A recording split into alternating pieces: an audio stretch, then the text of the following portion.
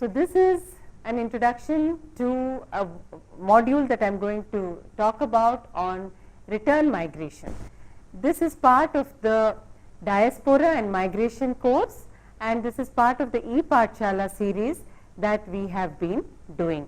My name is Aparna Rai Prol. I am a professor of sociology at the University of Hyderabad, and it is my work on diaspora and migration that is making me talk to you about this today.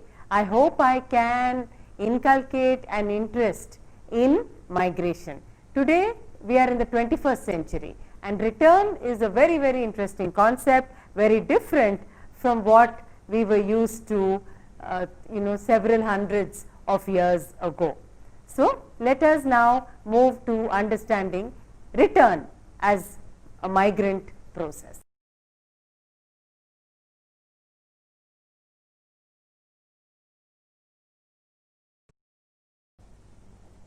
Large-scale transformations and movements have been the preoccupations of social scientists around the world. When we are talking about return, we are talking about movement back to the nation of origin. What do we mean by the nation of origin? Historians have looked at the way migrants have moved, went out, come back in. What is come back in? Coming back means somebody has left their home country, they have gone out and they have returned because the reason for going out no longer holds. They have completed their work and they have come back home. This was very common during indentured labor. What do I mean by indentured labor? I am sure you have seen in the other modules that historically, because we have been a British colony, Indian laborers were sent to different countries such as Malaysia, Indonesia, Mauritius and West Indies or the Caribbean nations. So at that point of time, people only had a fixed contract, and it was also called what we call today one kind of a forced labor. They are forced to go. They are not really voluntary migrants, but they are forced. So they automatically return after 5 years. But it is historians who have primarily looked at these different kinds of moving around the globe. Sociologists, on the other hand, have tried to understand the processes of movement, the processes of return. Political scientists have seen the way nations have facilitated movement and return, and we'll talk about this in another module later, which looks at migrations and the Indian state and its relationship to return migration. So what am I meaning by change?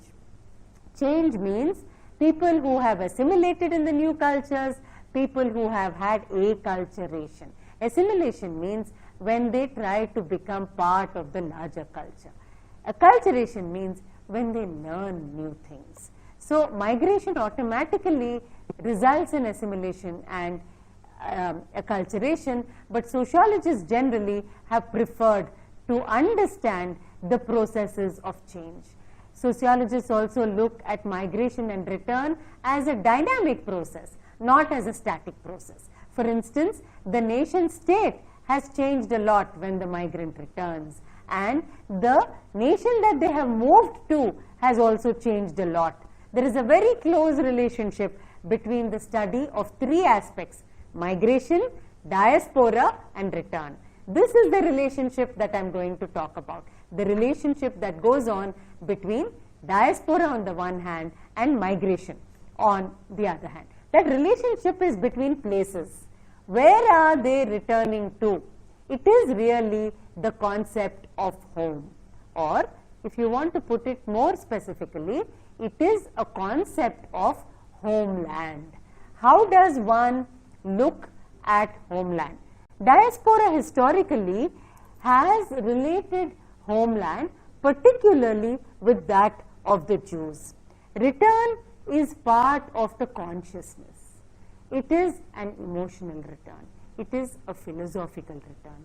It is not a real return of time and space. The term diaspora originally was used for Jews who left their homeland, and that homeland became for them a homeland of the mind. And when Jews dispersed all over the world, whether in Russia, whether in Europe, whether in America, they always wanted to return. But nearly at the end of the 21st century, one has to be conscious of the way in which these professionals are returning to the homeland. I will now make a connection between return and home. What is home? Home is different things to different people. It is a space. It is a geographical space, meaning is a concrete home. So home could be in Telangana, it could be in Israel. But for the Indian or the Telugu who went from Warangal Medical College to Atlanta in US, home is definitely Warangal. But he or she may think of home also as Hyderabad, because the generation changed. The Warangal doctor has invested in Hyderabad. So Hyderabad becomes the home. So Hyderabad of the 21st century is a concrete geographical space. So when I am talking about this kind of return, when I say home, you visualize a home. So for some, it may be a new apartment that they have invested in. For some, it may be the home that their grandparents still live in. For some, it may just be a memory. Some time back, there were people from the Caribbean coming over and looking for roots. 7th generation migrants. And they come and say, I want to look at home. I want to see how chutney is prepared. And in Telangana and Andhra, we have millions of types of chutneys. What is one chutney? But for the Caribbean migrant, the chutney from the home has become an expression not just of what she eats or cooks in her kitchen, but a kind of music that is connected to chutney. So she comes back, reverse migration, and opens a restaurant with the title Chutney. This is the 21st century for you, where home is taking on extremely different kinds of phenomenon. It's taking on new barriers, it's crossing new barriers, taking on new forms and creating a very, very different world. So for home, we have to understand that it's a geographical space, an emotional entity, and it's not only for the Jews who were exiled. This is the first time I've used that word, but it is a very difficult word in return migration, because those who have been exiled have been politically exiled and they can rarely return. But for the voluntary migrants, like the professional doctor that I gave you an example was, he has not exiled, he just migrated for a better life. And now his daughter wants to go home, not to her home, because for her, home is America, but it is the home of her parents, her fatherland or motherland. And the nation state that is India is also beckoning or asking the new diasporic individuals to return. So who actually returns? As I said, it is the second generation people, because those who have migrated have made their home, they may have been too old, some of them may have died, and when the children want to come, they are coming either to the place where they were born. If they were born here when their parents went, they were very, very small, or they are coming to the parents' home. So it's a very, very interesting kind of place, because when they were in the diaspora, a lot of it was talked about as nostalgia. From, you know, in India it was not like that. In India, people respect elders, but here they come to that India, which is a globalized India. But India is not alien, because they are returning to homeland nevertheless, but a homeland which is a concrete space on their social media, on Facebook, on Twitter and everything else, where they are consuming what it means to actually return. So according to Clifford, it is a lived space. What is the meaning of a lived space? A space that is inhabited, a space that is crucially the same. And one needs to look at what is this memory, what is this nostalgia. Nostalgia is something that you think about with fond memories, positively, not with negative memories. Pain is associated with a different kind of nostalgia, but these kind of memories are extremely sharp and they are usually good. So the return also needs to be good. The attitude of the diasporic group is something that says, why? Why return? Return because of certain kinds of reasons. The relationship between the host land on the one hand and the homeland on the other. What is the relationship? Let me go back and talk about the Indian state a little bit. The Indian state in the 1960s was struggling, newly independent, excited, a Nehruvian dream of wanting to be an equal India, reaching out to the masses. The problem that what Nehru handed down to his daughter was a very poor nation. As far as economic situation was concerned, India was at its lowest. And that was the reason for also what we call the traditional push factor of migration. The India of the 21st century is economically solid, extremely good, where you are attracting as a nation several multinational companies to come and invest in India. There, the primary reason for a return is opportunities, economic opportunities. Go back to the first reason about why people migrate. Better opportunities, upward social mobility, vertical mobility only of an upward kind. Same reasons, people may come back not for vertical mobility alone, but for a kind of a mix of both living of the life as well as reliving the nostalgia that they grew up with, that the parents gave them with a lot of hope, a lot of dreams. So these dreams come true concretely. If a multinational company agrees to pay the same salary that they get in America or New Zealand in India, that money goes a long way. So the entire family migrates and lives here. That's the economic reason. What is the emotional reason? Family. I want my children to grow up in India, they say. Why? Because India is my home. I want my daughter to grow up in India, to know the language.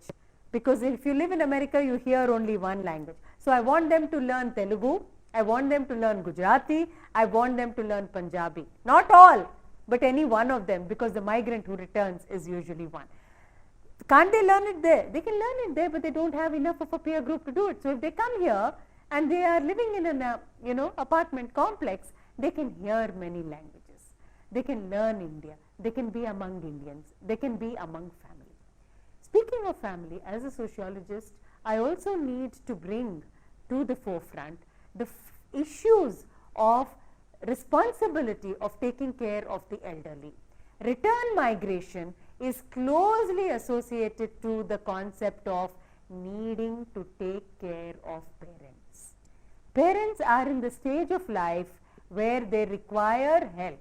So the migrant returns home to take care of the parents.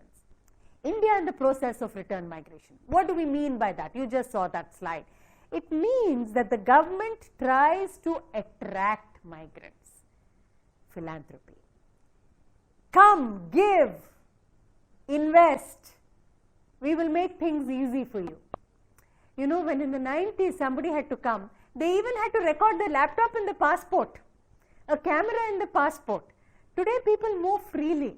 Your phones are more complicated than the laptops that are available at that time. Technology has changed so much that going up and down has also become very, very flexible. What is that word I have just used? Flexible. Borders have become more easy. So the Indian state wants to direct migration towards the development of the nation. How do I invest as a diasporic person in India? By returning, by giving back. in the sense I actually give back to the community. So what happens is, and I'll take the example of Punjab over here, a lot of Punjabi migrants who have returned or who have some connections with return have invested heavily in adopting a Punjabi village, providing electricity, providing water, sanitation, all these things that did not happen. I also know someone in the Hyderabad region who had originally moved from Guntur. They went back to Guntur district and invested in the sanitation of 2 villages after having retired in Canada. But what is the interesting part of return is 2 generations returned. The parents' generation returned and the children's generation of the parents were in their 60s. The children were in their 40s. Now, what did they actually do? They started with return migration, the state, by starting something called the Pravasi Bharatiya Divas in 2003. Then they also began to look at the policy. See, the migrant or the diasporic is always seen as the Pravasi, to say in English, the non-resident Indian, meaning NRI. So the NRI usually had very difficult time before 1990. What is important about 1991 is that India opened its doors to liberalization. Policies also began to change and people began to see that this was a very interesting way to woo people back. That was very, very important. I think you need to understand over here that the state said at Pravasi Bharatiya Divas, we will let people come, not just NRIs, but PIOs. PIO is a person of Indian origin. And the PIO is not someone who migrated themselves, but who's tracing their origins to someone who migrated. So one of the Pravasi Bharatiya Divas, a young woman from Malaysia stood up and asked, my great-great-great-grandfather migrated to Malaysia so many years ago. Does that mean that you will not recognize me? Then the PIO card was given. PIO means you are a person of Indian origin, you will have some benefits. The NRI is someone who is already an Indian, who has an Indian passport, but is residing outside, therefore non-resident Indian. That was very, very interesting. So, what was the state's response? Brain drain. Of course, you heard about brain drain about diaspora. But return means brain gain, minus plus. That is a very, very interesting kind of thing. Highly skilled professionals come back home. So, you don't want all the good brains to leave and work for someone else. You want the good brains to come back home.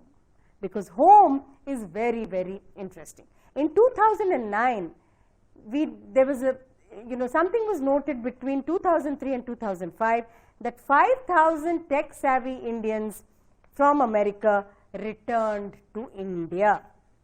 So here, I would say very, very interestingly, we need to have a final count on who returned. Somebody said, we don't really need that count. The thing is, people are coming back. You know they are coming back. The Ministry of Overseas Indian Affairs knows very well that they are coming back. The state is helping them to come back. Cities like Bangalore and Hyderabad try to keep up with the demands. How do they keep up? Our cities are bursting with their seams. But you will find realtors advertising NRIs invest, OCI invest. The other word I use now is OCI, the Overseas Citizen of India.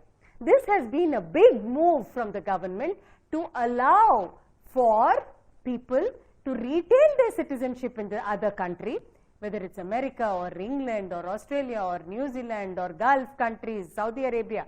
But you can take a card which allows you to come into India more freely, flexible borders. You don't have to apply for a visa every time, they say. Why is the state doing this? To attract people to return, both in terms of brain investment and in terms of economic investment. This is a point that I have repeated again and again. Bangalore and Hyderabad, cities have become extremely, what should I say, open, gated communities. What is a gated community? A community which has all the facilities. You close the gate and you think you're not in India. The reverse migrants live in India, but with the comforts, material benefits that they have accumulated over a period of time. This is a very difficult and different kind of process.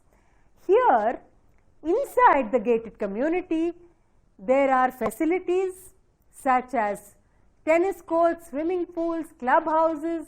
They live very close, where they can order their pizzas and their foreign food, and they go to international schools which are very close by, where they go to IB and Cambridge curriculum, and you also see that it is indeed a very interesting kind of shift and change. So people come and live in these gated communities with the idea for wealth, to improve, for being in their own world, and for the biggest thing in the urban jungle, concrete urban jungle, is security. They talk about security. They talk about security all the time because they want to be away from crime. But they have something very interesting in the reverse migration, and that's, I think, a big positive.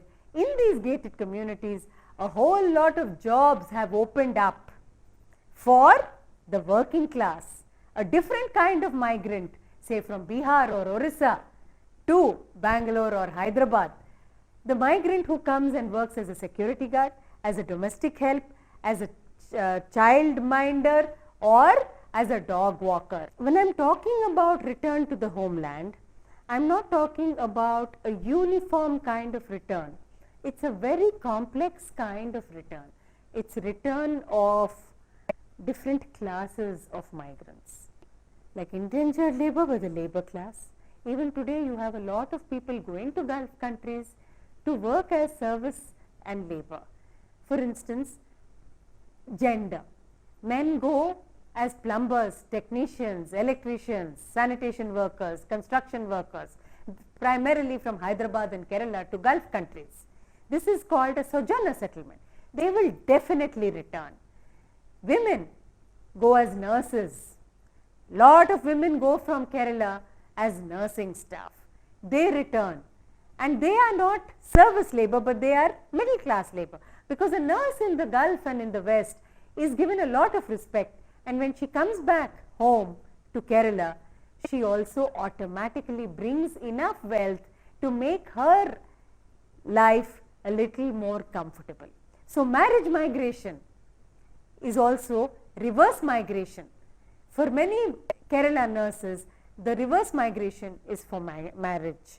But for those who had migrated for marriage as a professional class, come back to India as married class. So in the terms of family, it is different.